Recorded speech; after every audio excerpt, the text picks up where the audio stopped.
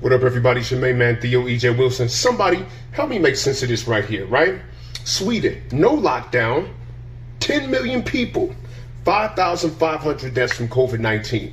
You got Tokyo, no lockdown, 14 million people thereabouts, with only 330 deaths from COVID-19. You got Belarus, no lockdown, population 9 million, with only 440 deaths from COVID-19.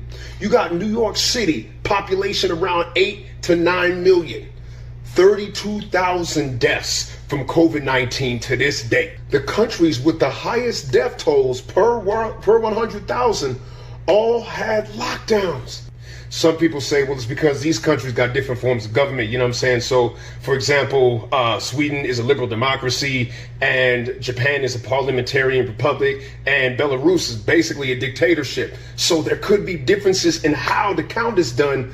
But if the disease is universally dangerous to all human beings, policy shouldn't be this effective at changing these death rates, especially when you look like the actions that was taken by America and the other Western countries that got hit hard as hell by this disease. It dawned on me that more than conspiracy theories, it's about confusion.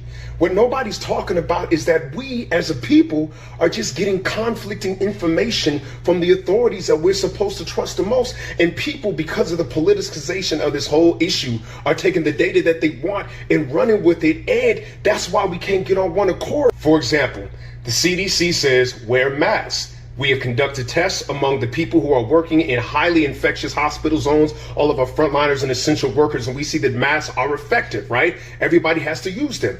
But then the World Health Organization says the masks are actually dangerous for you and that they could actually increase your infection by you simply breathing into them if they're non-medical masks. Then the Center for Disease Control says asymptomatic carriers are absolutely a threat when it comes to COVID-19. Everybody got to mask up because you could be infecting people who have weaker immune systems than you. Don't be selfish. Just put it on and protect the whole population. But then the World Health Organization releases a study on June 8th that says that asymptomatic carriers are not a threat to passing on COVID-19. Then on June 9th, because of the public outcry against the advice after we all put on masks all across the world, they walked back the statement saying that they didn't do enough studies about it. So just when everybody's getting comfortable with wearing their masks, the National Library of Medicine conducts a study with an asymptomatic carrier of COVID-19 and exposed them to 455 people, and none of them got it. Then you got contradictory information coming from mainstream media. So on January 26th, Dr. Fauci actually said the COVID-19 threat does not pose any real danger to Americans. There's been a lot of debate back and forth about whether or not he said this thing. And then the Snopes got involved and it was like, well, Donald Trump tweeted about it, so it can't be true. But he said it.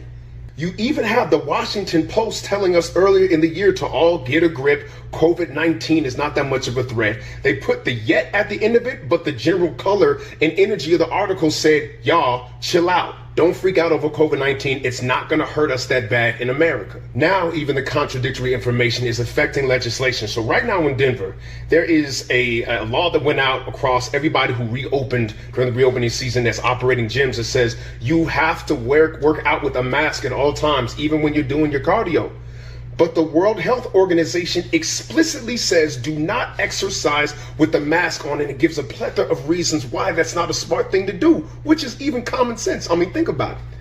You know, one of the things that sucks the most about COVID-19 is that every time you try to challenge the official narrative, every time you try to push back against the fear-mongering, people say, stop doing that. You're putting folks' lives at risk. But because of panic, Governor Cuomo actually mandated that if there's an overflow of beds in the ICU for COVID-19 patients, you have to put these folks in nursing homes, our most vulnerable population. I understand that everybody wants to protect everybody, right? We all want to do the right thing.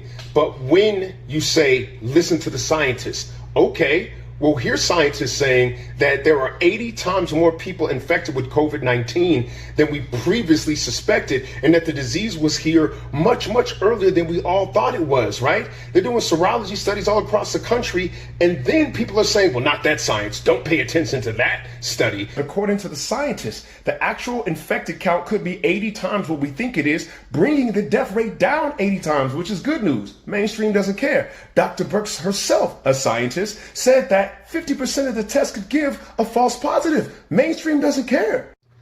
I'm gonna be real with y'all, man. I done suffered a lot of criticism from people every time I push back against the official COVID-19 narrative. But for real, can I ask some questions? Like, for example, how come the people in the mainstream ain't talking about what we can do to make ourselves stronger against COVID-19? Because if we're all afraid of airborne pandemics, how come there was no global mask up when in 2017 and 2018, tuberculosis killed 1.5 million people, 250,000 children thereabouts, and nobody said anything? Can we ask these questions?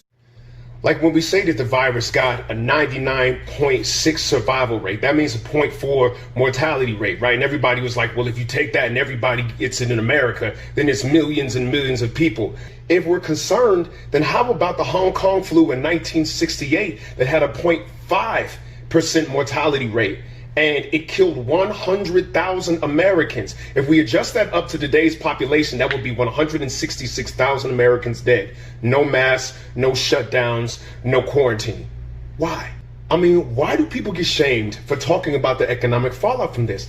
I don't understand that when we know that there is a direct correlation between economic downturns and spikes in suicide. We're expecting 75,000 extra deaths of despair this year due to suicide, domestic violence, and freaking drug overdoses, as if this country wasn't already in a mental health crisis as it was before we had this gigantic interruption. And they say, oh, your precious civil liberties are at stake. How can you be so selfish? I'm like, yo, understand the history of tyranny. It's taken in increments, not all at once. So you have to be mindful that with the people in power, you can't look past that. Because whenever there is capitalism and conflict of interest, it is stupid to dismiss the possibility of conspiracy. And both things may be happening at the same time. COVID-19 is real. I found out that I had to retract my belief that it was just nothing but basically the flu. No, it's different. It's got different qualities. It affects the blood. And at the same time, we can question the fact that we are heading for the winter right now. And there's going to be evictions like crazy. Folks are going to be literally stuck out in the cold because the unemployment is through the goddamn roof. You want to say that I got blood on my hands for challenging the official narrative? All right, so be it, right? Right now, we've lost about 140,000 people here in America. But if we want to play that game, do you want to have the blood on your hands of the 260 million people that are set to starve by the end of the goddamn year because the global food supply chain has been broken due to our choice to lock down? COVID didn't do this. Humans' fear and panic over COVID did this. Don't sit up here and talk to me like I ain't lost in this pandemic. My Uncle Mike passed away due to COVID-19 related complications that was associated with his pneumonia. You know what was so sad about it? Because of the fear and the terror and the propaganda around this, he had to die alone. My man sat up there, lived his whole life to die by himself. His daughter couldn't even hold his hand. That's what I'm saying. We all couldn't even go visit him. There was nobody at the funeral. I bet you that she would have taken a quarantine of 2 weeks just to hold his hand and say goodbye to her fucking daddy, yo. And the truth is, if we really want to solve this debate on whether or not we need to be shutting down society for COVID-19, there's a simple way we can do that. We need to talk to these blood banks. You know why? Because they're pushing the date earlier and earlier for when they think COVID-19 got here. So if you test the blood banks from like September, October, November donations, and they got COVID-19 antibodies, that means that we've been living with this for a long ass time and there hasn't been any problems until we started shutting shit down. So go ahead and do that if you really want to get to the bottom of this issue. I mean, the people who want the shutdowns and who want masks are winning the debate anyway. I go out, it's like 95% masks on right now, okay? So what do you have to lose from testing the blood banks and seeing how far back that our actual antibody resistance has been building to this thing, which means it's been present with us? Because I don't want nobody to get hurt.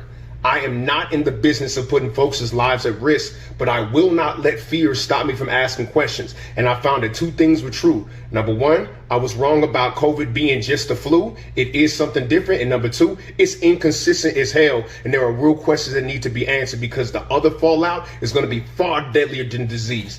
I'm Theo E.J. Wilson. Holla at your boy. Go on.